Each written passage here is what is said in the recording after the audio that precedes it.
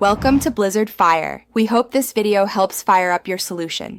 You begin by ensuring your devices are paired and iMessage is active. This makes the kiss route available. Once the conversation is open, tap Digital Touch on iPhone or the heart hand on your watch.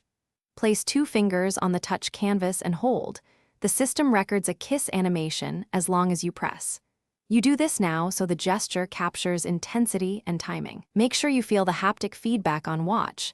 This confirms the gesture recorded correctly and is ready to. Once your 2-finger press is registered, vary pressure and hold time to change the visual intensity.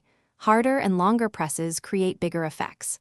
While holding or after, add a quick sketch, tap pattern, or send a heartbeat to layer emotion. Make sure to preview the animation.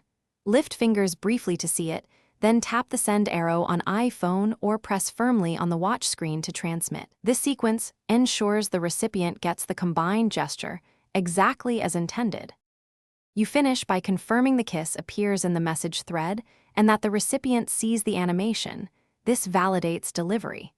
If nothing goes through, first make sure Bluetooth and iMessage are enabled and that watch wrist detection is on, because those block digital touch otherwise.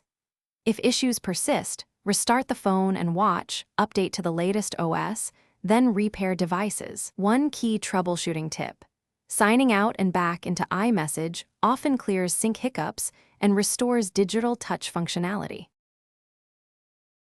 Thanks for watching. If you found this helpful, don't forget to like and subscribe.